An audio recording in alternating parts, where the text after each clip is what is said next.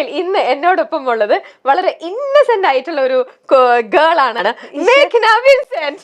ഓ ഏമാനായിരുന്നോ? സലാമുണ്ട്. ഏറ്റവും ബെസ്റ്റ് എന്ന് മേഘനയ്ക്ക് തോന്നുന്നത് പോയിട്ട് എപ്പോഴും പിക്കാൻ ആഗ്രഹിക്കുന്ന ഒരാളെന്നാണ് എനിക്ക് മനസ്സിലായത്. നീ എന്താണ് ഉദ്ദേശിക്കുന്നത് വത്സ? പക്ഷെ നമ്മുടെ ലൈഫിൽ എവിടേക്കോ നമ്മൾ പിക്ക് ചെയ്യുമ്പോൾ ചില കാര്യങ്ങളിലെല്ലാം തെറ്റ് പറ്റിയേക്കാം. അങ്ങനെ തോന്നിയിട്ടുണ്ടോ? പെണ്ണെ, നിന്റെ ചാട്ട എങ്ങോട്ടാണെന്നൊക്കെ എനിക്ക് മനസ്സിലാകുന്നുണ്ട്. നമ്മുടെ സെലക്ഷനില്, നമ്മുടെ തീരുമാനങ്ങളില്. പിന്നെ എന്റെ സ്വഭാവം കേട്ടിടത്തോളം അടിയായിരുന്നു ഇങ്ങനെ ടൈപ്പാ. അപ്പൊ നമ്മൾക്ക് സെലക്ട് ചെയ്യുമ്പോ അതിലും ബെസ്റ്റ് ആയിട്ടുള്ള കാര്യങ്ങൾ നടക്കണം എന്ന് വിചാരിച്ചിട്ടല്ലേ നമ്മൾ സെലക്ട് ചെയ്യാം. അതൊരിക്കലും തെറ്റെന്ന് ഞാൻ പറയത്തില്ല.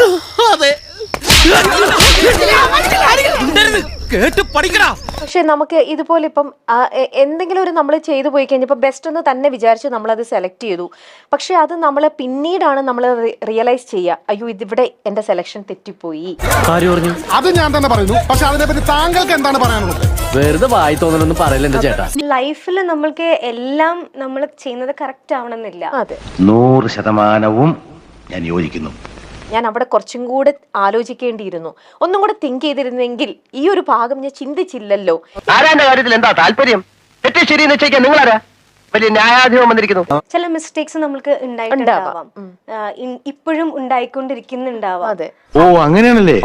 അതെനിക്ക് അറിയാൻ പാടില്ലായിരുന്നു. പക്ഷെ അത് റിഗ്രറ്റ് ചെയ്ത് ഞാൻ ഇരിക്കത്തില്ല. I try to correct it.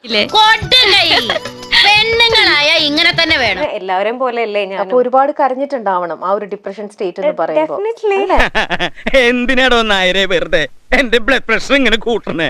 അപ്പം കോൺഷ്യസ്ലിയോ അൺകോൺഷ്യസ്ലിയോ സാധനം സബ് കോൺഷ്യസ് മൈൻഡിൽ ഇങ്ങനെ കിടക്കുകയാണ്. താൻ ആരുവാ? എന്താ തന്റെ ഉദ്ദേശം? നമ്മൾ അതിന്ന് പുറത്തേക്ക് വരാനായിട്ട് ഇത്തിരി ടഫാണ്. ഒന്നിനും പ്രതികരിക്കാത്തതിന് 100ൽ 100 മാർക്കാ നിനക്ക്. നമ്മുടെ നാട്ടിലും എപ്പോഴും എല്ലാം സംഭവിക്കുന്ന ഒരു കാര്യം തന്നെയാണ് ഡിവേഴ്സും കാര്യങ്ങളും എല്ലാം. അങ്ങനെ തുറന്നു ചോദിച്ചു, ഇതൊരുമാതിരി വളഞ്ഞ മൂക്കുടിക്കണ പോലെ. വല്ല കാര്യമുണ്ടോ? എന്തിനാണ് ഇങ്ങനെ ഇല്ലാന്ന് നടക്കണേ? ഒരുമിച്ച് ഒരേ റൂഫിനടിയിൽ പരസ്പരം വഴക്കിട്ട് നിൽക്കുന്നതിലും എത്രയോ നല്ലതാണ് നമ്മൾ സ്വയം അങ്ങോട്ടും ഇങ്ങോട്ടും പറഞ്ഞ് നമ്മൾ പിരിയുന്നത്, അല്ലേ?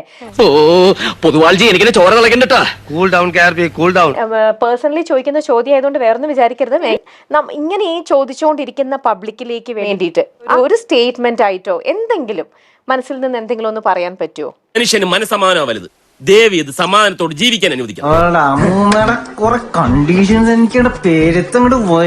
അത് ഒരു 10 മിനിറ്റ് ഉണ്ടോ 5 മിനിറ്റ് ഉണ്ടോ നമ്മൾക്ക് എക്സ്പ്ലെയിൻ ചെയ്യാൻ പറ്റില്ല. അറിയാമോ? അറിയില്ല എന്നാ അറിയണം. ഇൻ കേസ് അത് എക്സ്പ്ലെയിൻ ചെയ്താൽ പോലും ഞാൻ പറയുന്നത് എന്താന്ന് മനസ്സിലാവില്ല. Okay it's all your decision finally, അല്ലേ? മനുഷ്യന്റെ ഒരു അവസ്ഥയെ അയ്യേ കഷ്ടം.